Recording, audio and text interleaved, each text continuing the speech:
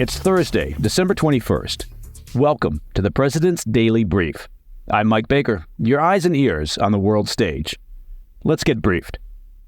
We'll lead off today's show in Cairo, where Hamas leaders are meeting with Egyptian intelligence officials to negotiate a pause in fighting with Israel and, potentially, the release of dozens more hostages.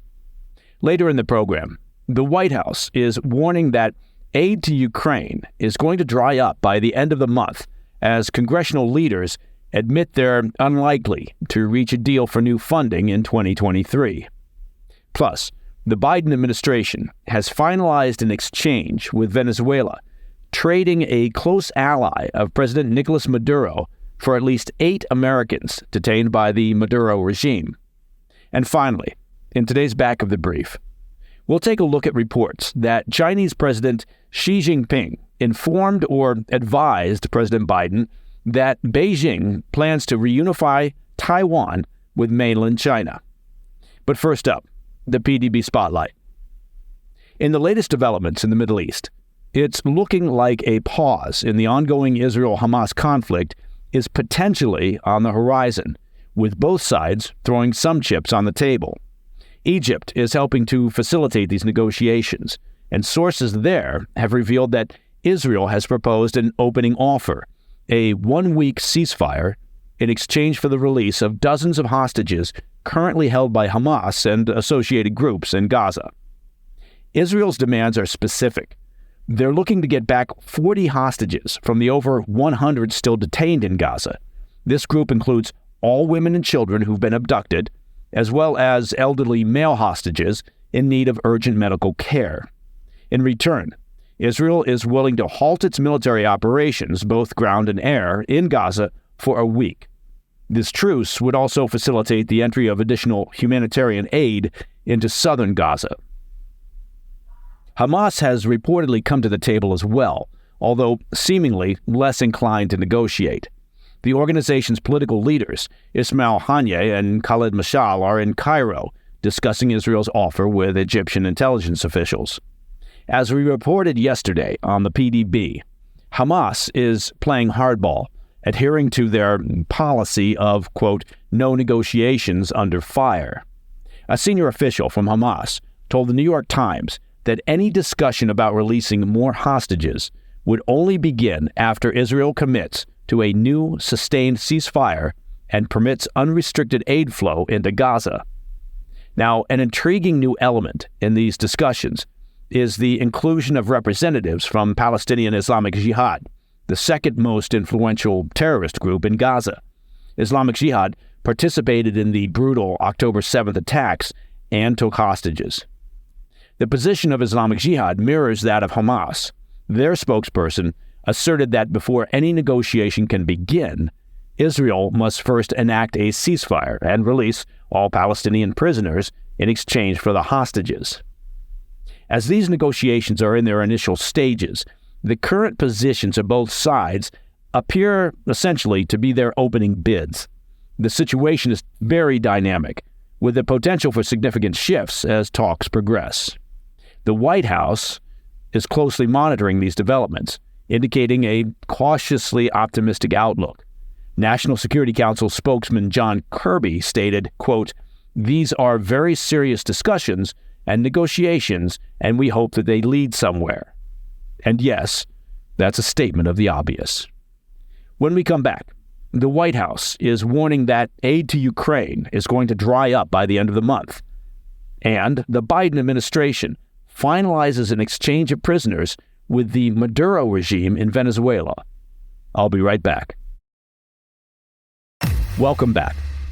Congress remains at an impasse over negotiations to get a critical aid package to Ukraine, despite warnings from the White House that current U.S. aid will dry up by the end of the month, meaning the end of December. The aid package, which was proposed in October by the Biden administration and includes $61 billion in fresh assistance for Ukraine, has languished in Congress for weeks.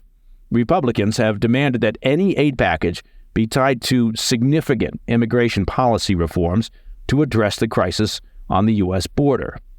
Despite indications from the Biden administration in recent days that they are willing to compromise on border concessions to Republicans. The Democrats in Congress have balked at the idea. There was some hope that Congress could reach a last-minute deal this week, but lawmakers said on Tuesday that no substantive progress has been made, and any deal would have to wait until the new year.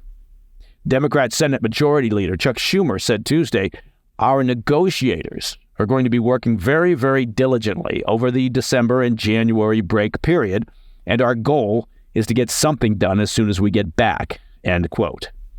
Meanwhile, Republican Senate Minority Whip John Thune put the blame squarely on Democrats, saying Tuesday that, quote, "Democrats have run out the clock to the point where getting a substantive border security deal passed before Christmas is impossible." White House officials have warned that any lapse in funding could leave Ukraine vulnerable in their efforts against Russia. National Security Council spokesman John Kirby on Monday urged lawmakers to, quote, "act without delay," saying Ukraine still needs our help. Now, if you're keeping score at home, that is another statement of the obvious from Mr. Kirby. Mike McCord, comptroller of the Department of Defense, sent a letter to Congress this week saying the Pentagon was transferring the last of the funds allocated for Ukraine and said once those funds are gone, the department will have exhausted their options. McCord argued that continued funding for Ukraine is, quote, "in our clear national interest, and our assistance is vitally needed so Ukraine can continue its fight for freedom and to ensure Russia continues to fail in Ukraine," end quote. Now, last week's visit to Congress by Ukrainian President Zelensky obviously wasn't enough to break the current stalemate. With Christmas right around the corner, there is virtually no chance that Congress will get this aid package approved prior to the end of the year.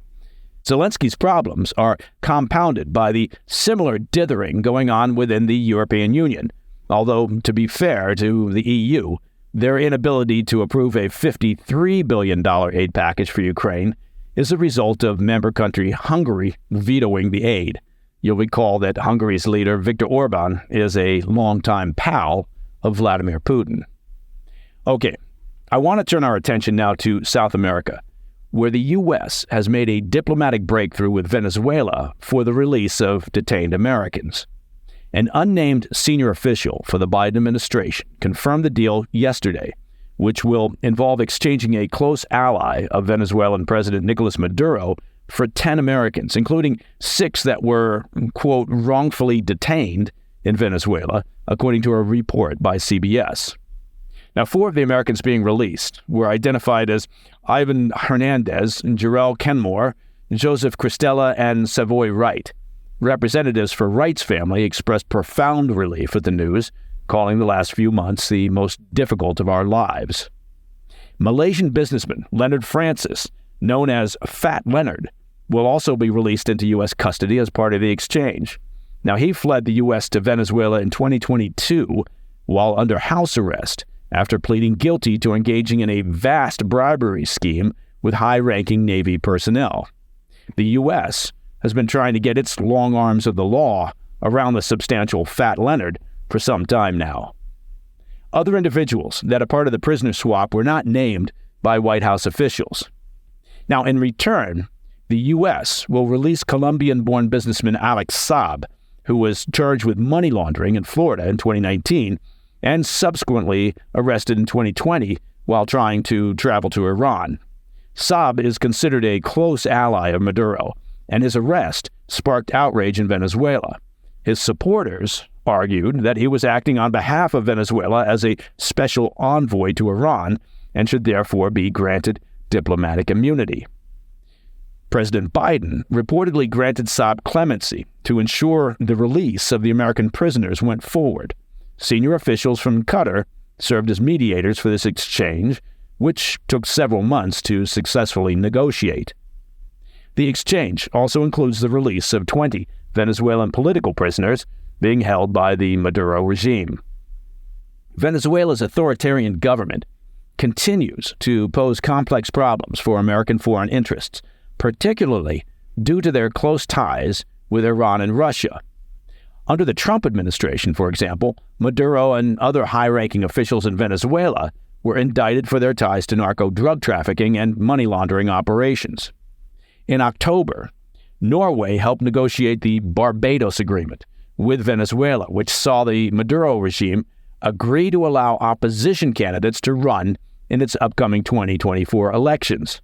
Following this deal, the U.S. agreed to lift sanctions on oil, gas, and gold exports, though this was contingent on releasing American prisoners and following through on its promises to run a more open election next year. While the release of the jailed Americans is encouraging, it remains to be seen if Maduro will make good on his promises regarding free and fair elections in Venezuela. All right, coming up in the back of the brief, Chinese President Xi had some blunt words for President Biden about the future of Taiwan. I'll be right back. In today's back of the brief, remember that meeting in San Francisco a few weeks back between President Biden and Chinese President Xi Jinping? Well, we're learning some interesting new details about what transpired between the two leaders during their summit. During this high-profile encounter, President Xi delivered a blunt message to Biden. According to 3 current and former U.S. officials, Xi said that reunifying Taiwan with mainland China is not a matter of if, but of when. Now, to be fair, this matches what Xi has always said publicly, and it tracks with official CCP policy. What makes it so interesting is that Xi was sufficiently emboldened to say it so bluntly at a summit that was ostensibly meant to thaw relations between the U.S. and China. Interestingly, according to the sources, Xi expressed a preference for a peaceful reunification rather than a forceful one. Now, mind you, that's not because Xi is a peace-loving, benevolent individual. It's because a peaceful reunification would be much less costly and chaotic than a military takeover. The Chinese leader also addressed the public estimations by U.S. military leaders who have speculated that Xi plans to integrate Taiwan into mainland China by either 2025 or 2027. Xi dismissed these timelines, emphasizing to President Biden that he has not set a specific time frame for this action. Well, that's considerate.